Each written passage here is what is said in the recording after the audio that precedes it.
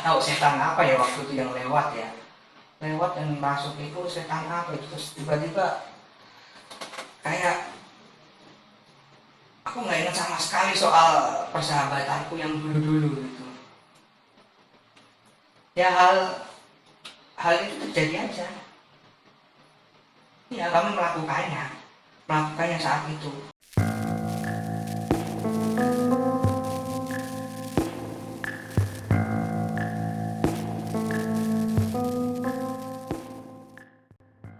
Video ini merupakan pengakuan dosa dari konco-konco pendosa yang identitasnya dirahasiakan.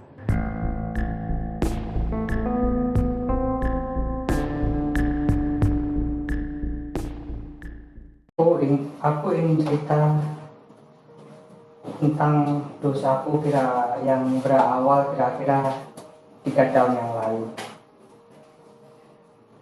3 tahun yang lalu aku berhasil keterima di salah satu perguruan tinggi di Bandung.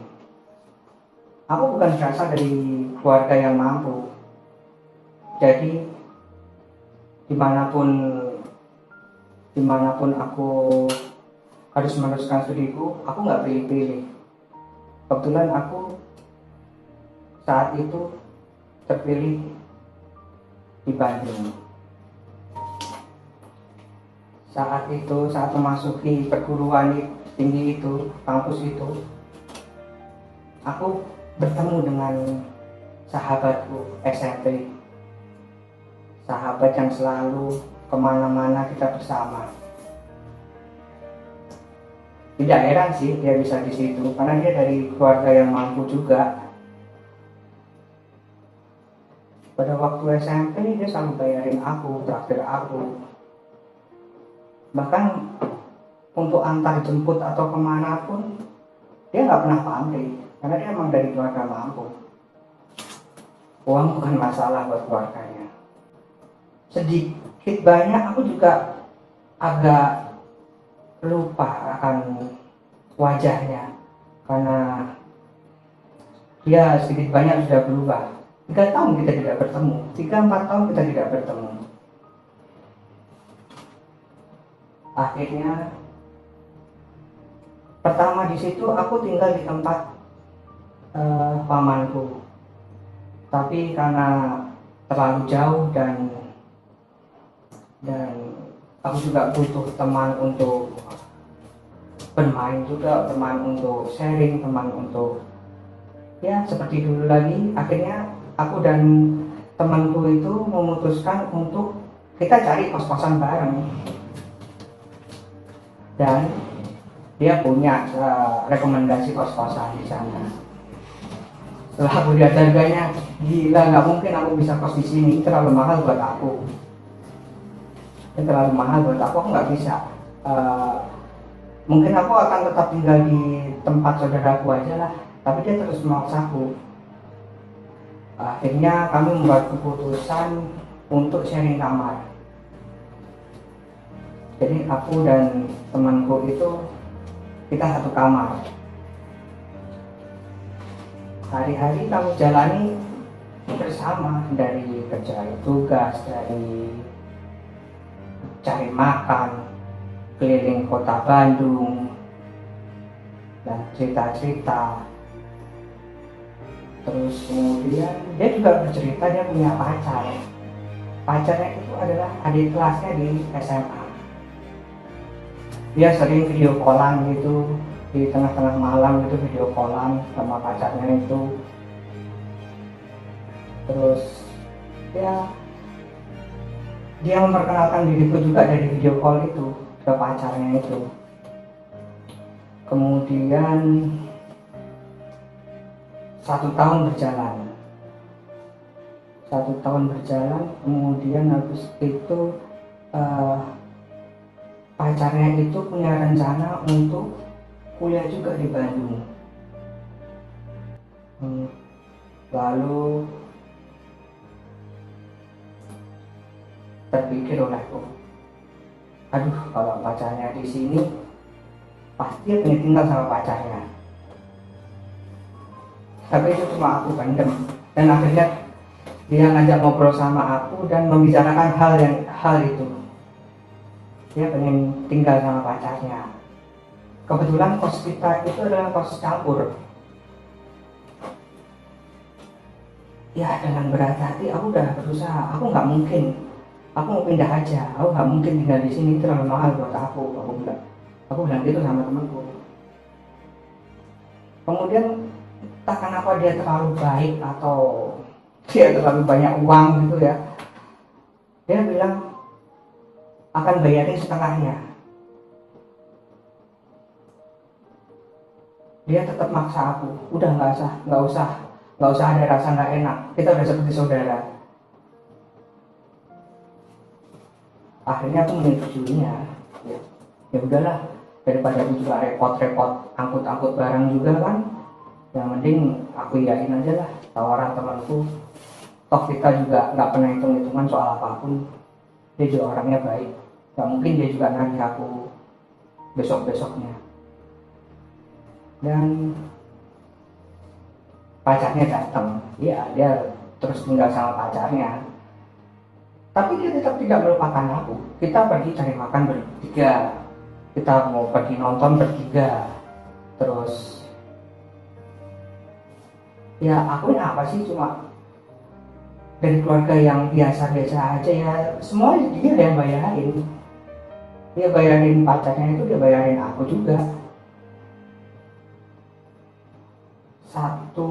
Berarti tahun kedua kita kuliah, tahun 2,5 agak dia mulai sibuk. Sahabatku itu mulai sibuk akan kegiatan-kegiatannya. Karena dia ikut seperti kegiatan mahasiswa di kampusku itu. Dia sering sibuk, jarang pulang ke kos. Terus ya mungkin sebagai pacarnya mungkin dia kurang dikasih perhatian kali ya. Jadi tapi kan aku juga nggak mungkin tanya-tanya kayak gitu. Aku nggak mau mencampur urusan mereka, itu urusan mereka. Nggak mungkin juga aku campur. Lalu suatu saat mereka ribut besar, benar-benar ribut besar sambil teriak-teriak gitu. Ya aku mau keluar kamar untuk menenangkan mereka pun aku merasa aku nggak punya urusan atas hal itu. Ya aku sekali dua kali aku diemin. Tapi emang sahabatku itu akhir-akhir ini sibuk dia jarang pulang. Mungkin seminggu bisa cuma tidur di kos tuh 2-3 hari. Selebihnya itu nggak tahu dia tidur di mana. Mungkin tidur di kampus.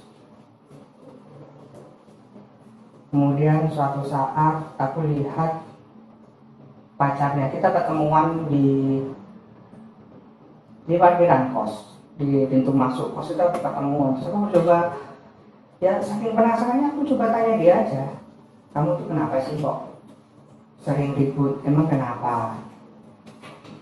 Aku juga kenal sama pacarmu itu, kita kenal baik, kamu mau selfie sama aku juga nggak apa-apa. Terus akhirnya dia ngajak aku ke tempat yang biasa kita nongkrong, di sebuah kafe. Kita nongkrong di situ, dia cerita banyak. Pacarnya temanku itu cerita banyak tentang yang dia sering main tangan lah sama dia. Terus yang sahabatku itu sering ngomong-ngomong nggak jelas, sering terima telepon tengah malam. Ya aku juga nggak bisa kasih solusi apa-apa. Aku cuma berusaha menjadi pendengar yang baik aja saat itu. Dan perbincangan kita pun harus berakhir karena dia punya janji lagi sama temannya. Dan aku pun langsung pulang ke kos. Dan malam itu, di hari yang sama, malam hari, aku terima telepon dari pacarnya temanku itu. Katanya minta jemput waduh jemput. Ya udah aku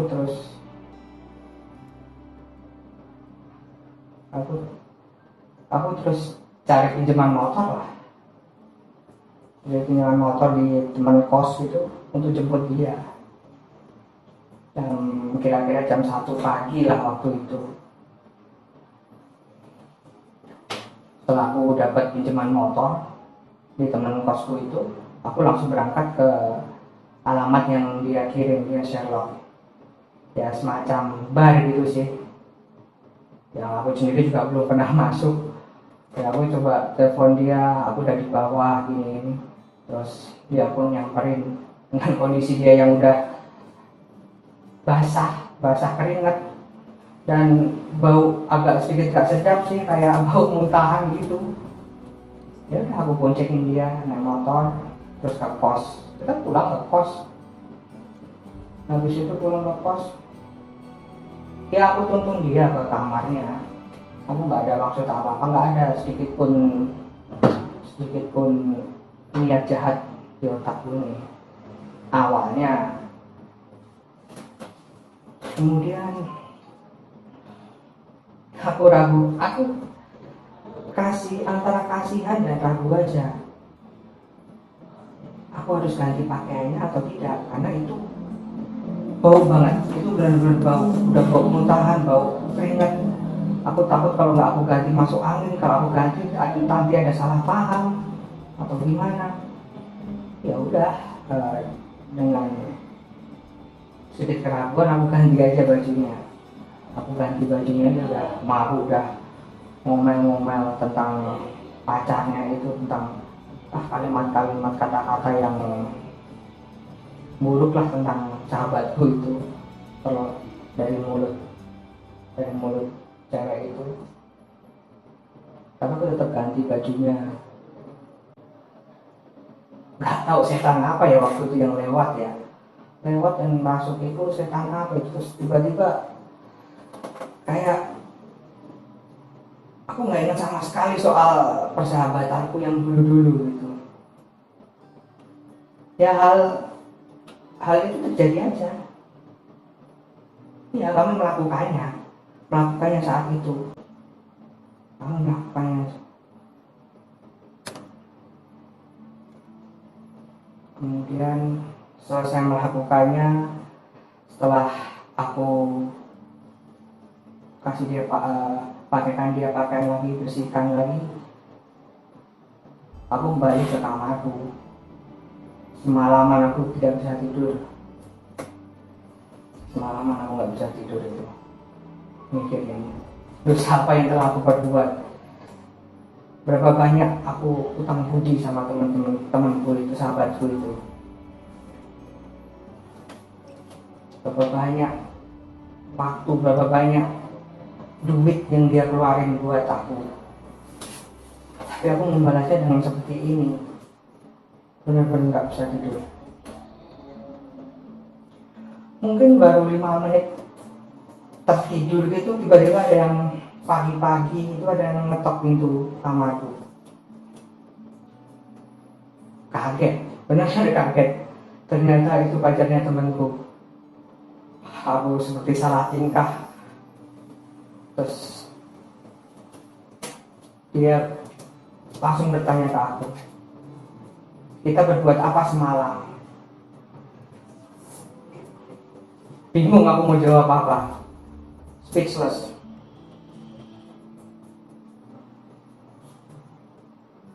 Kemudian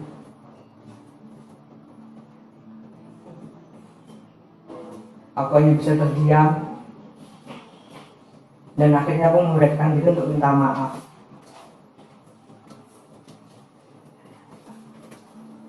Berapa kalimat maaf yang sudah terucap itu waktu itu.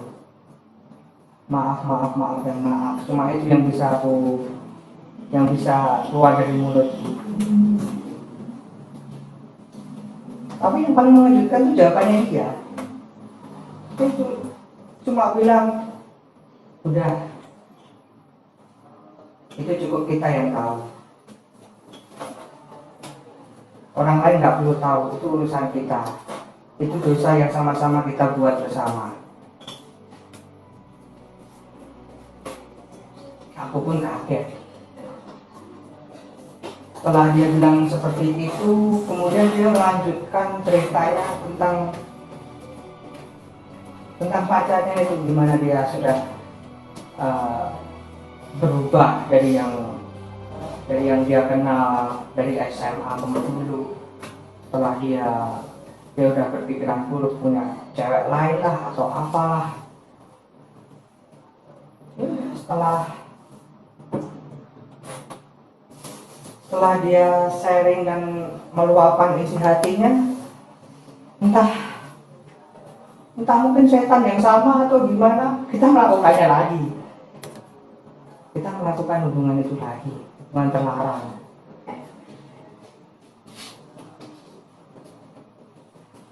Dan bukan cuma sekali dua kali kita melakukannya, tetapi begitu ada kesempatan, begitu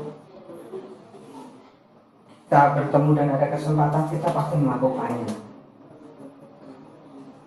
tanpa rasa berdosa. Kali ini tidak seperti yang pertama kali kita lakukan yang penuh dengan dosa, tapi kali ini kita melakukannya tanpa ada rasa bersalah.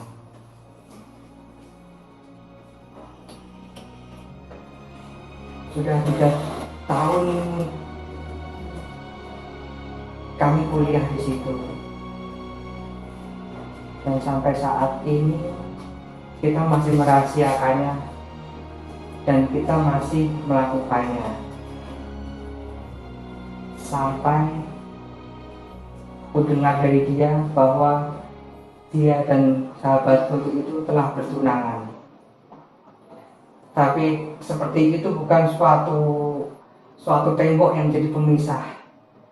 Kita tetap masih melakukannya sampai sekarang. Dan sampai kapan, kalau ada yang tanya sampai kapan itu akan berlanjut, cuma waktu yang mungkin bisa jawab. Kami berdua tidak bisa. Dengan kesempatan ini, aku ingin mohon maaf sahabatku. Aku mungkin bukan jadi tidak akan pernah jadi sahabat yang baik. Sekali lagi maaf dan maaf.